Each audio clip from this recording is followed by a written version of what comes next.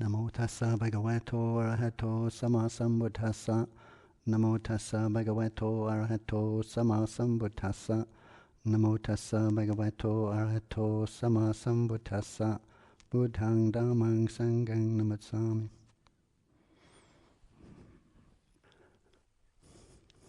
Tonight we start the group retreat to start the winter retreat for this year.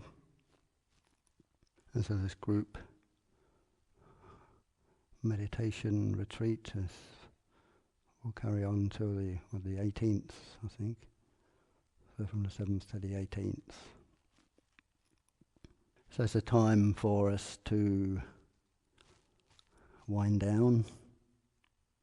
Seems very hard for some people to wind down, I guess because this is quite a busy place, there's a lot to do, and then there's a lot of rushing about to do before the winter retreat starts to get things finished. And so it's quite difficult if you've been rushing about and trying to achieve lots of small jobs, things, just to stop and then become quiet. It's not that easy. I think we've all experienced this. But so over this, we'll have this formal period over this time, over the next 10 days or so. And this should help people just to sort of settle down. So do your best just to try to keep with the program as we've made it out, and then just try to settle the mind, become more quiet, so that at the end of the 10 days you can have the rest of the retreat in a much more quieter mode. It's a good time for the monastics because the weather often doesn't really encourage a great deal of physical activities. It's cold or it's raining. Last year we had a lot of rain in January. Everywhere was wet and soggy. So it was quite nice to stay in. And so this winter time, the time of the winter when the weather isn't so pleasant, perhaps for moving about outside is a good time for us to stay in and to meditate, do some meditation or some contemplation. We can't make it just be what we want it to be. Of course, when we think of a meditation retreat, then immediately the mind starts to figure out how a meditation retreat should be and what the results of it should be, and then we project that onto it. But often, as those of us that have done it before a number of times know that it's very often it isn't like that. That's just more of our own proliferation. It's more of our own preferences, views and opinions. Actually, the reality is often not as we think it should be. Then there's a tendency in the mind then to think, oh, it's some sort of a failure. This is no good. Is it worth doing it? And things like this. But that's just because we're clinging to some ideas of what we would like to achieve, what we want to achieve over this 10 days. And that, of course, comes from the worldly mind, the mind of society, which encourages us always to see ourselves as in terms of achievement, what we are achieving.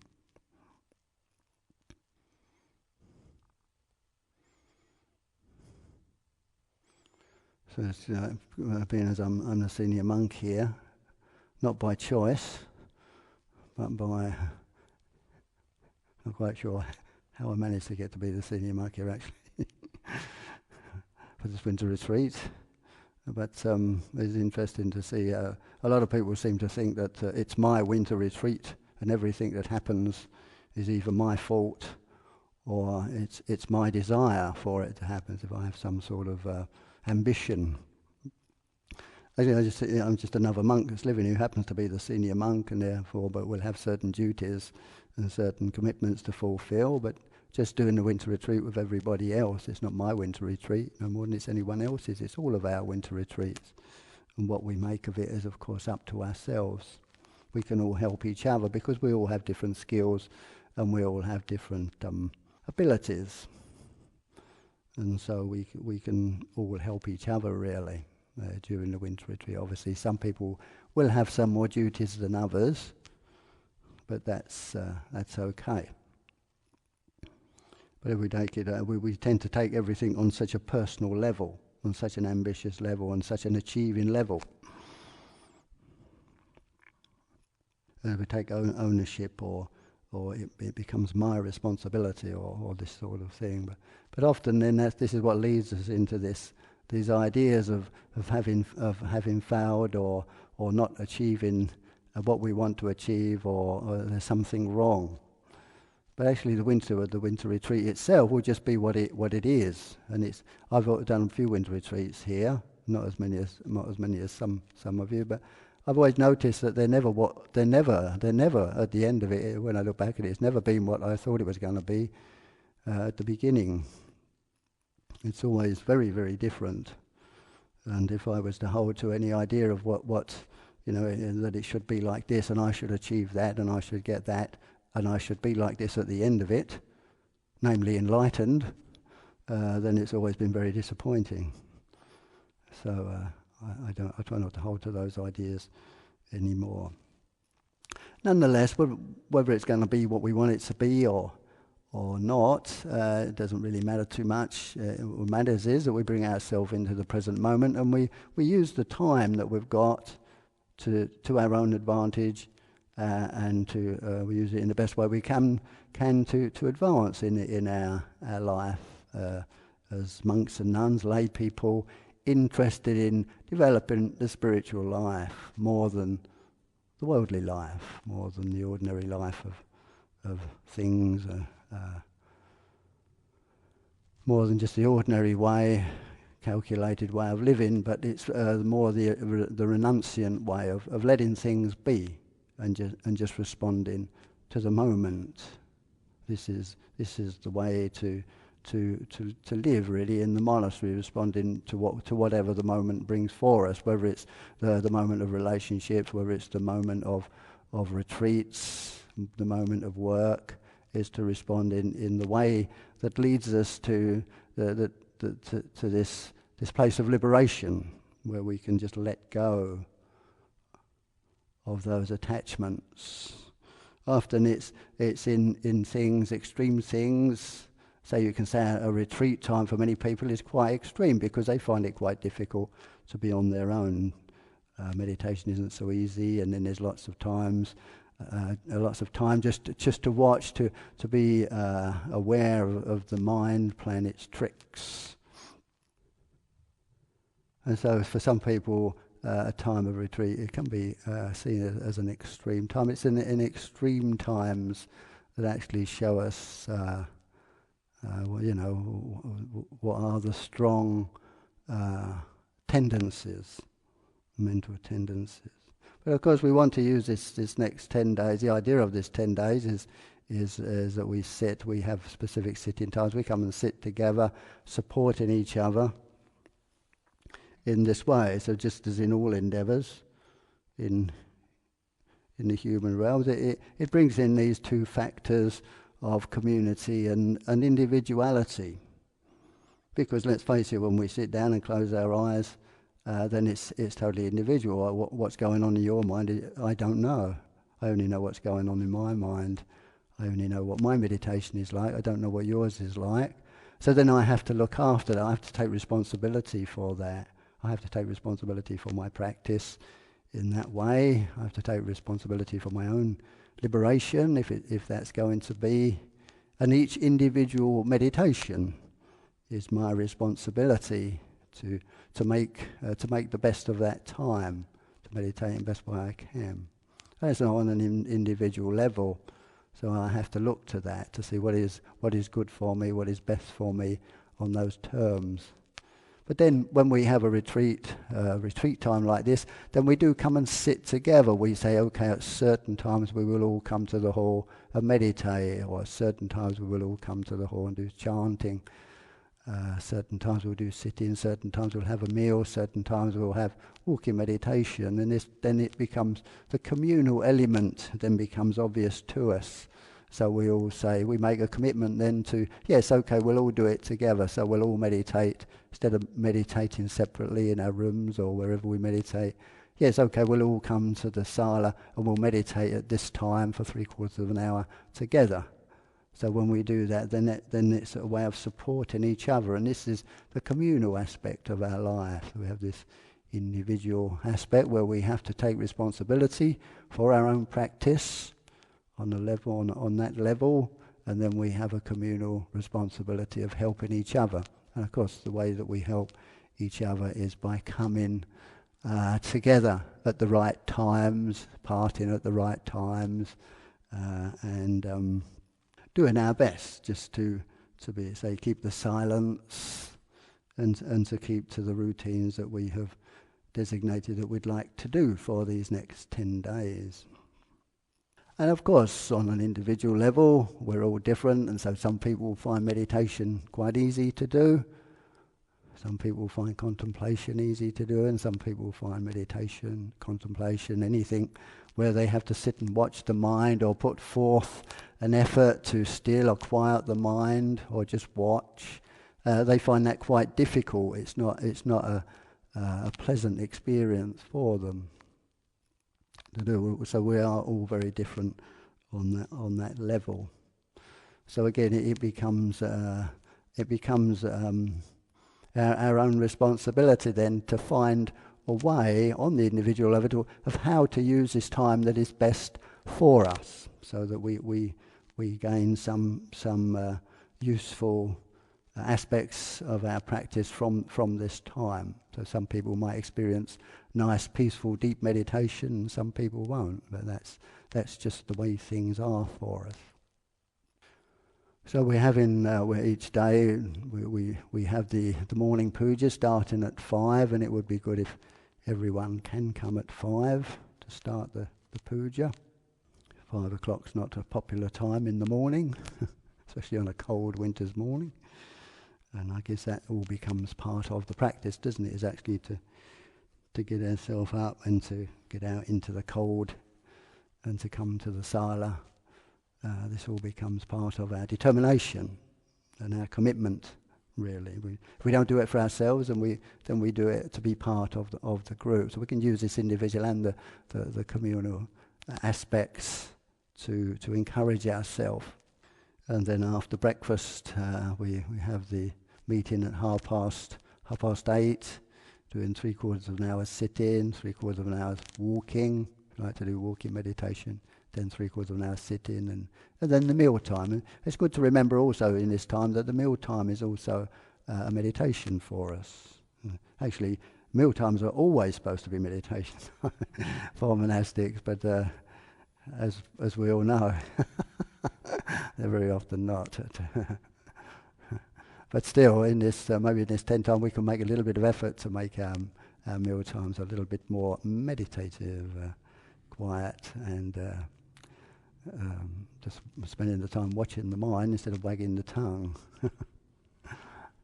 And then after the meal, we start again and have sessions in the afternoon, sitting and walking until tea time, and then the evening puja, finishing probably 9 o'clock or somewhere at 9:30 or whatever, depending on whether there's a talk. So this is not a harsh schedule. If we was in Burma, we would be all leaping out of bed at 3 o'clock in the morning and being in the sala by 4, and you'd be in the sala meditating all day till about 9:30.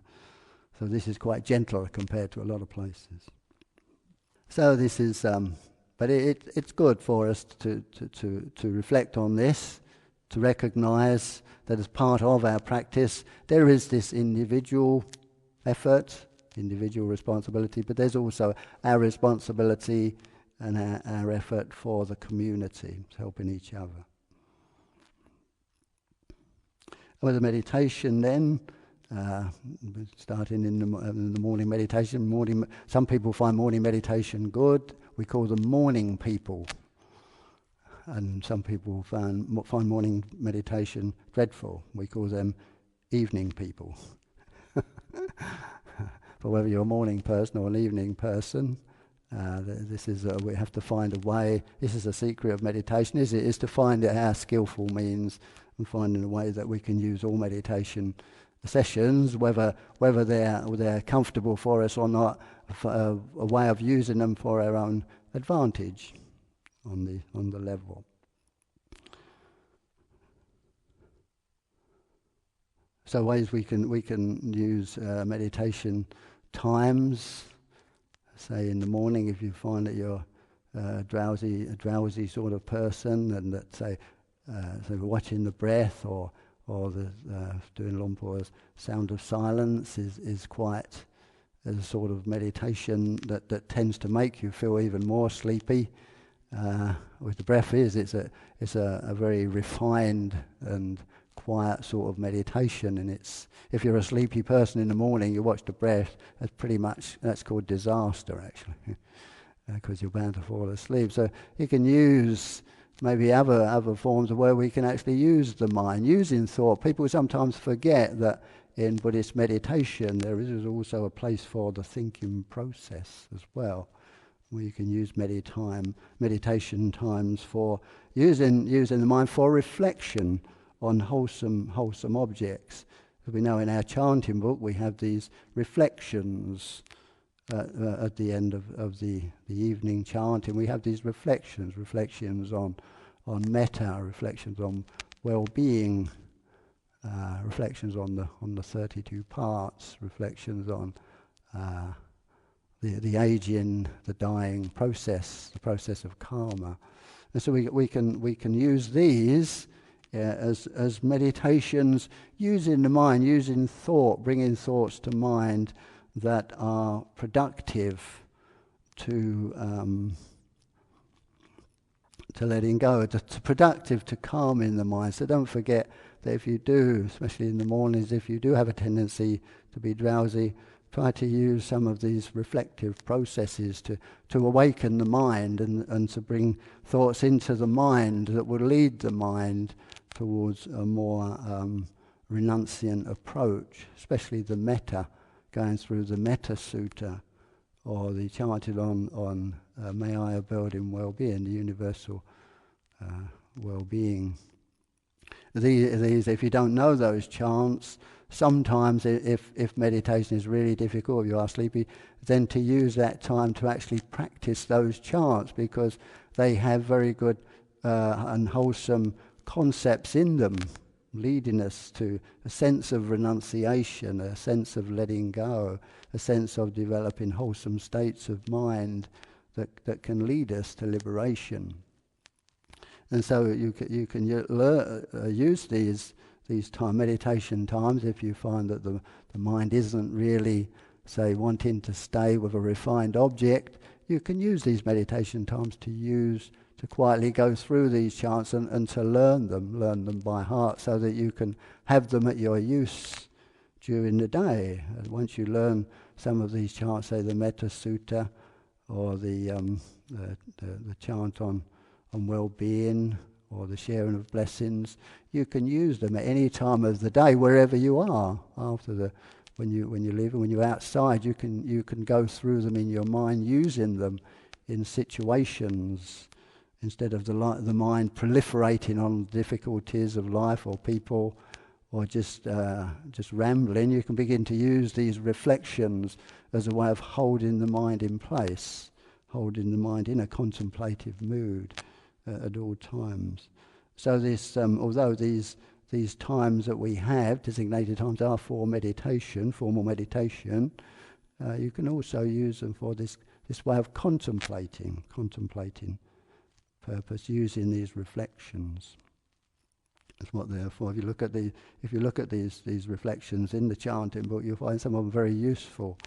You can take phrases, just certain phrases from them, and just use those phrases as like a mantra, or just as a very wholesome, something very wholesome to hold in the mind.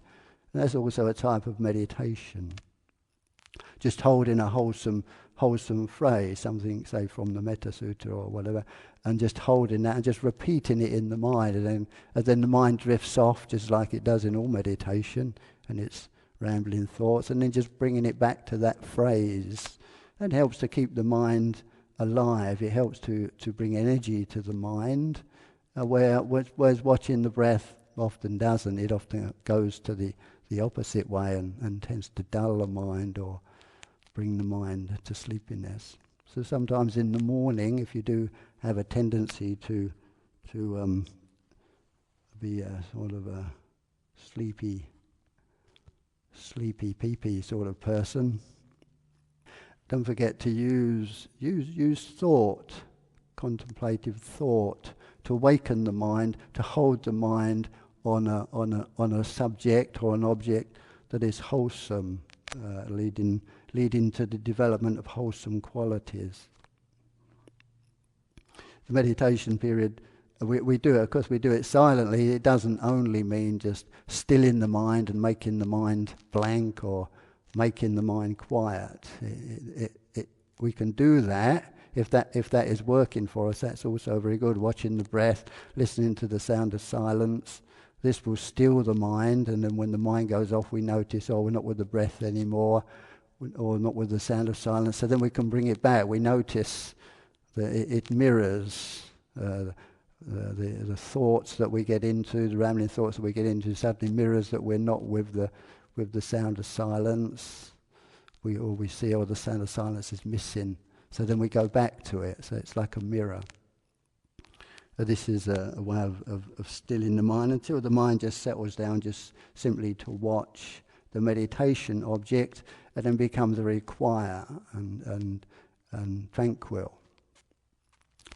And then this other way is a way of using thoughts to energize the mind and hold the mind on a skillful thought. So these are the two to balance each other. So no need to think of meditation time as simply stilling the mind and making the mind quiet.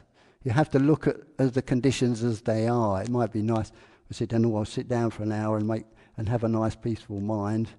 Then you find your mind's all over the place, full of anger. You've thought of something, you suddenly think of something that somebody did to you last year, and then the mind's full of anger for the next hour, and you can't let go of it. Because just trying to let go, or just trying to make an angry mind peaceful when you haven't really got the skillful means to do so, can lead to a lot of frustration, and then the time's gone, and then there's a sense of disappointment. Whereas sometimes we can replace those thoughts with other thoughts, with more skillful thoughts, and lead the mind along a path, a more skillful path. If it wants to think, okay, think about something skillful.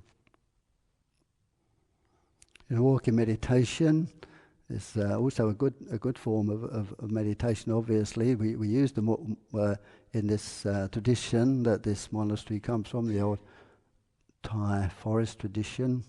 In Thailand, the old forest monks used to do a lot of walking meditation, but of course the climate is much more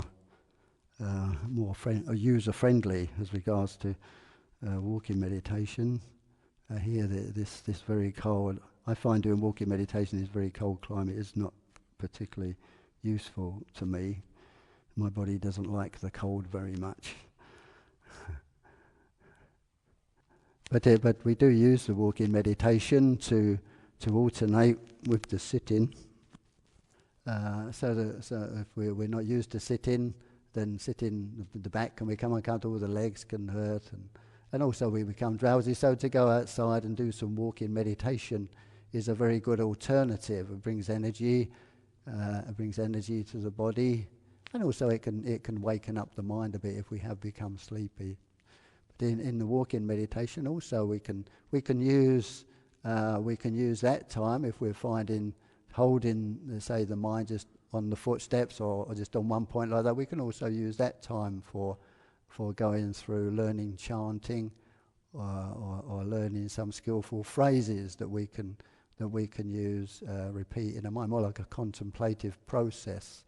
These two processes, a contemplative process where we're using the mind, and then the other one where we're still in the mind. Another useful method of meditation that you'll find it in the book is the meditation on the 32 parts of the body.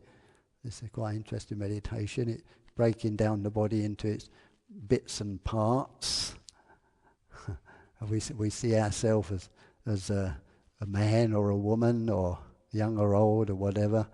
This body of ours is our main identification. It's the thing that we identify with the most. And it's quite interesting. This identification is so strong that even though it's obvious, this body never does what it's told. I never told my body to get old, and it's carrying on the process. And yet I still believe that it's me. I still buy into this identification practice. One of the teachings the Buddha did give us is to learn to break down this sense of me, this one unit, this one being that's called me, called Arya Sila, or called various other names that people like to give it. It's just to look at all the various parts that it's made up of. This is because it's the who am I meditation. Who am I? Am I the hair on my head? Am I the hair on my body? Am I the nails? Who am I? Am I these teeth? Am I the flesh or the bones? Am I the bone marrow?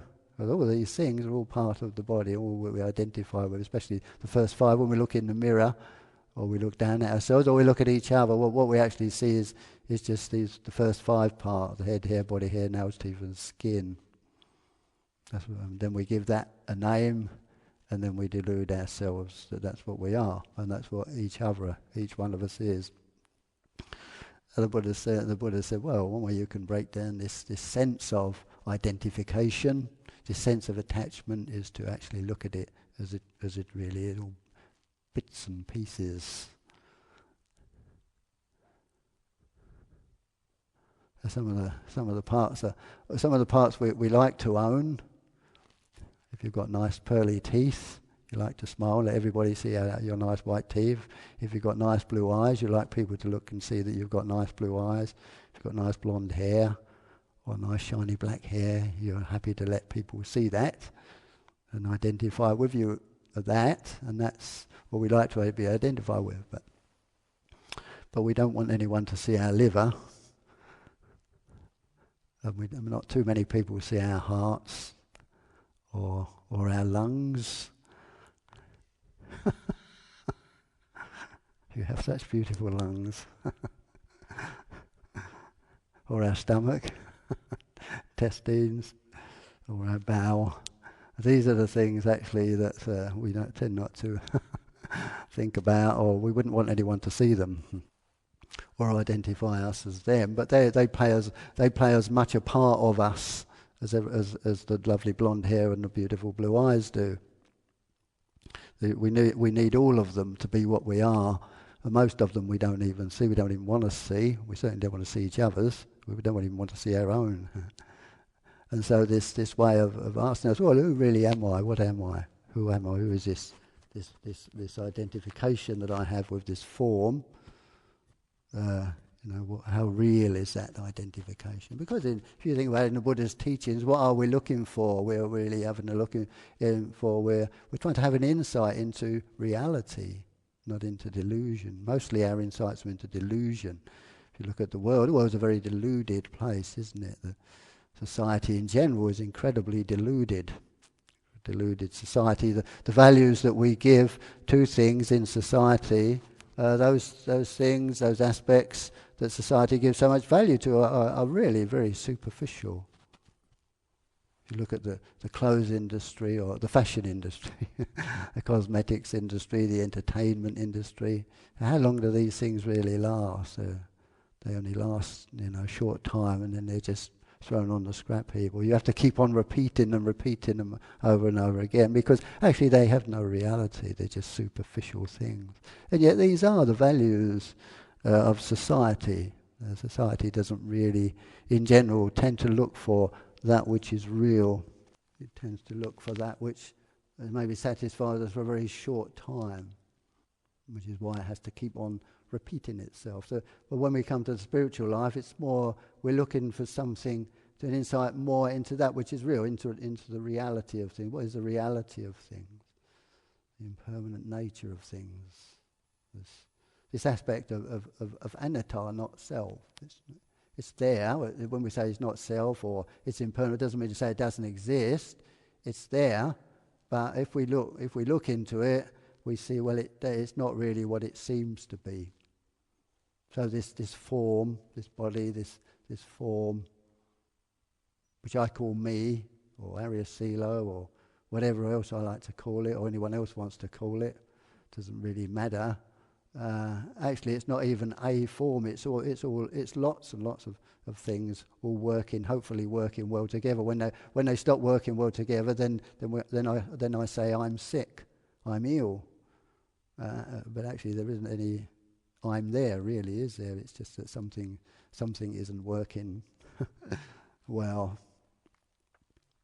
So this sort of meditation is the one that breaks. It's helpful in breaking down this tendency for an identification, because around this identification, of course, then comes all the mental proliferation of views and opinions and preferences.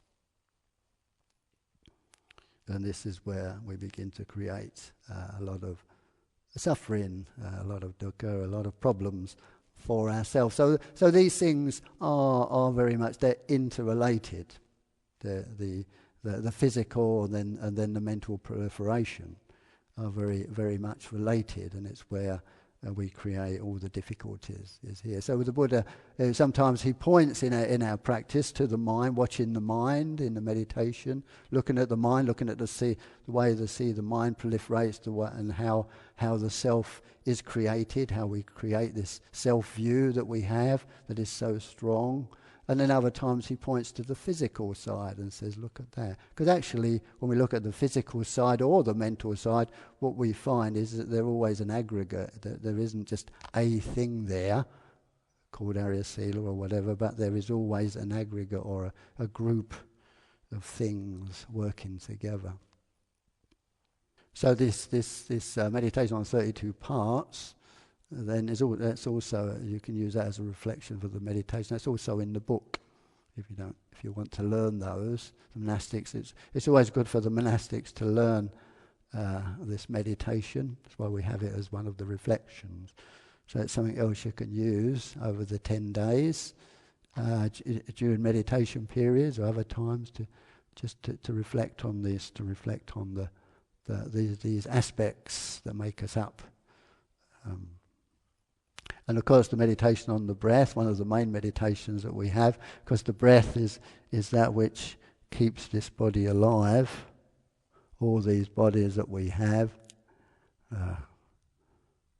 also important to us.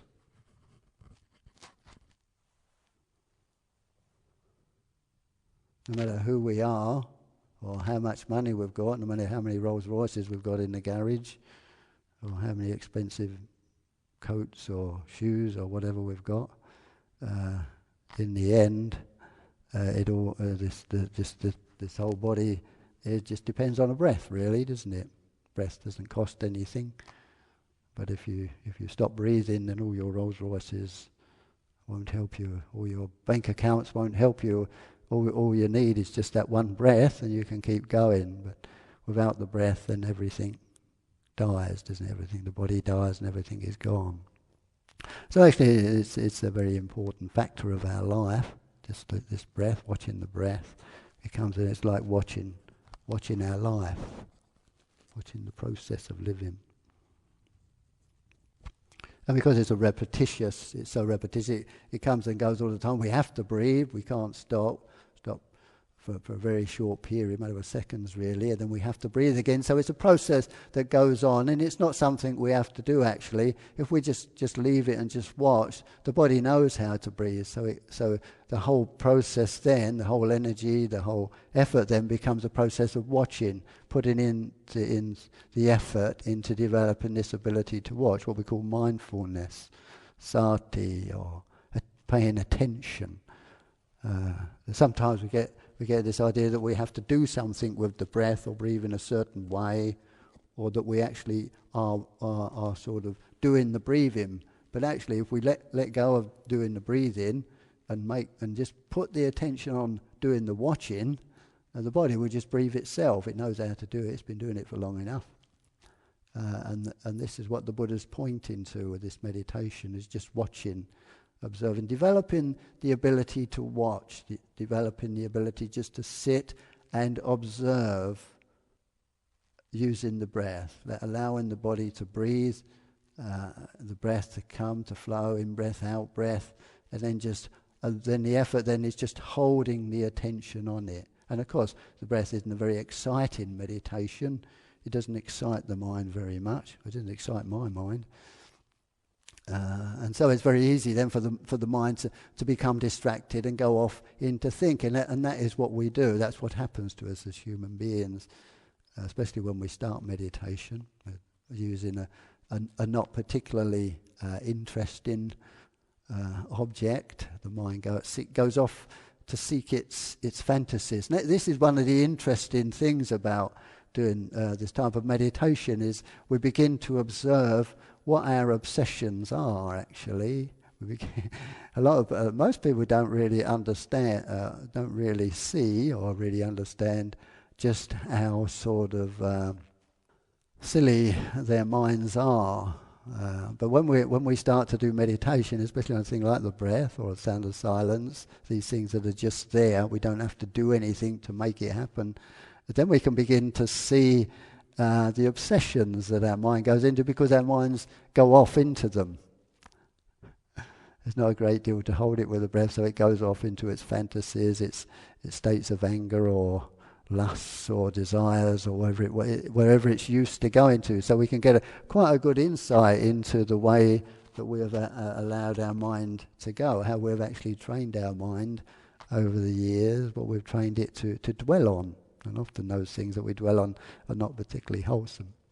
So when we do meditation, even though we can't always hold the object of attention, it's also quite useful, because we can gain quite a lot of wisdom into understanding how the mind does become conditioned by what it thinks. And what we've allowed it to think over the years, of course, is how it's become conditioned, and that's the condition we're working with now. That's why we can't just sit down and become tranquil straight away, is because, well, we haven't conditioned it to do that for many years of our life. So we begin to, but often we don't really know the paths of delusion that the mind likes to follow, because we've just been following them. And when we try to do a meditation system or a process, then we begin to see and begin to understand and get an insight into the paths of thought that our minds we've allowed them to build up in the mind. So we can gain a lot of insight, and a lot of insight into human nature and this human condition. How things develop and grow because of conditioning. So the breath, using the breath, try making the effort to hold the breath is a good meditation, because it teaches us a lot about the mind. And gradually, as the mind then becomes more passive, and then through the breath or through the sound of silence or through mantra, if you use mantra, then the mind can become more passive and more tranquil, experience states of tranquility. And then during the day, as we change from these different processes, sitting meditation, walking meditation, the meal, maybe just being in our rooms or going for a walk around the field or going for a walk along the road or something, we can begin to watch the mind just in itself, without trying to hold it on a meditation object. But even as we just walk along, or if we're just walking around the back, we'll begin to observe the mind, because when we try to meditate, when we practice in this way, there is a natural tendency then for us to start watching the mind for other times as well, as when we're sitting on the cushion. There's a tendency for us to develop this ability to become more contemplative of the mind, of the thinking process. And as we begin to watch the mind, develop this ability to watch the mind at other times, other than that in meditation, then we begin to see how this whole process of self-view, it doesn't come from outside, it comes from inside us. It's what we create. And it's what we cling to, it's what we hold to, this view of me being this permanent person, fixed, and it's this self-view that holds us to the wheel of becoming. So we begin to see, we call it this mindfulness of Dhamma. We begin to see how the thinking process, the thoughts, the perceptions, the way how we think, the conditionings that we take within us, the fact that we're men or women, young or old, monks or lay or whatever, all these begin to condition us, and they create a person. So this is the view that we have of ourselves as a certain person who does this and is like this. But this personality is not one thing. Like the body, it's not one thing. It's made up of many different aspects, the mental aspects, and it's these mental and physical aspects that we can begin to observe through this mindfulness of dharmas. We begin to see how the personality view is made, is created, and then how it's clung to. So the whole of the Buddha's teaching on meditation and is to break down this sense of oneness. I am this one person. Is to break down this personality view. This is one of the first aspects that we develop is to get insight into this personality view, to break down the solidity of it, so that we begin to see actually we're not a single person, but there are, there's many aspects to our characters, many aspects, some wholesome, some unwholesome. And actually, in the end, we're none of it. And begin to develop this insight into this anatta, or this impermanent nature of things. Even this person, this being. It seems to be one thing, and yet it's a number of things, and even those aspects, is the number of aspects that it's made up of, even there in themselves, that if they're not permanent, they're in a constant change, a process of change anyway. So saying this changing can't be what we are if we think about it. The sense of self, or the solidity of it, comes from, of course, its repetition. Our thinking processes tend to repeat and repeat and repeat, so they become sort of solidified, and it's what we believe in as ours. So this meditation then leads us to this, not just calming the mind, but then just to gain this insight into this self-view. And the mealtime, I mentioned the mealtime before, don't forget the mealtime is also time for meditation for us, so it's another meditation period. The mealtime, we can reflect on where the food that we're eating, where that comes from. The farmers that prepare the land and sow all the grain and grow the food for us, and then the workers that work on the farm gathering all the food in, and then the truck drivers who drive it to the shops, and the shopkeepers who run the shops, store the food, and then the people that go and buy the food, the donors, and then who come to the monastery with the food, and the people that work in the kitchen, cooking, washing up. These are all people that are contributed to our meal that we have, So as monastics, this reflection each day, this meal that I'm having today, then this comes from all these people. It doesn't come out of thin air. It's not here by right. It's not my divine right that this meal should appear for me. It comes through the hard work, graft, labour of quite a few people. And there's a lot of generosity in that. Some people are providing the food, say, for wages, but other people are providing the food simply from the generosity of their hearts, from the desire to give. So there's a reflection we can have at the mealtime. Use it so that we can use them over this 10 days. We can use the mealtime as another meditation session, contemplating the food and all the people that contribute to the meal. And then developing our gratitude to those people for what is provided, because we haven't had to work to do any of it.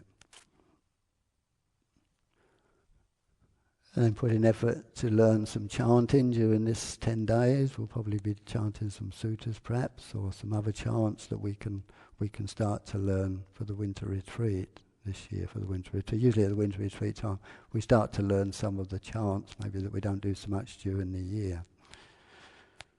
Last year we learned, well, I think we started doing, what time was it? We started doing the Anatalakkhana Sutta. And I haven't done it since, I don't think. Since the end of the last winter retreat, maybe a couple of times. So making some effort for those of you interested to learn some chanting as well during the winter retreat. Now, Lumpur will come back at the beginning of February, be back to do Marga Puja for us, and then he'll be doing some teaching, giving some talks and doing some teaching for the juniors. And there'll be talks and that through the winter retreat, evening talks. And at the end of the winter retreat, we'll have another short period of the group practice again. This is the sort of standard for the winter retreats here. So I'm very grateful for the lay group that have come to support us, the lay support group.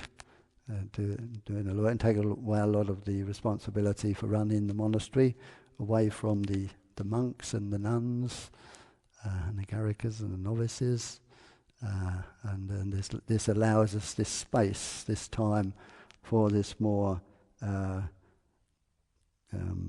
contemplative approach to life, letting go of some of the business, if not all of it, that the monastics are usually involved in. So using this opportunity then to contemplate the mind, to develop meditation, to learn chanting, and to learn some of these reflections so that you can use them at all time. Once you learn some of these reflections, you can use them wherever you are, wherever you go, because they're all they all point to the wholesomeness. One of the reflections I used was when I was in Brazil, in Rio, for 4 months. I enjoyed my stay there, but we would at the weekend we used to do the puja on Saturday afternoon and Sunday afternoon, and I had to get started with the precepts, and then had to do a guided meditation. And I started to do this meditation that Ajahn Sumedho does of just wishing, having this sort of well-wishing, a sense of well-being, just bringing a sense of well-being up towards yourself. And I started to do that when I was there, and I found after I'd been there for a couple of months that started to work really well for me. It's just at the end of the meditation, when you do your meditation, however your meditation has been like, whatever it's been like, just stop the meditation and then just bring this sense of well-being towards yourself. And it's just like you just have that sense of well-being and a sense of contentment to how whatever the meditation was, however it was, okay, that's fine. Just a sense of contentment for that. But then as the meditation time finishes, and just sit in for a little while with this sense of well-being towards yourself, a sense of contentment, a sense of sort of happiness or friendliness towards yourself. And that's a good way to end the meditation sessions, especially if it's not been what you consider to be a particularly good meditation session. But however it's been, just end it with a few moments of this a sense of having a well-being towards yourself, and a sense of friendliness, and a sense of contentment with the way things are.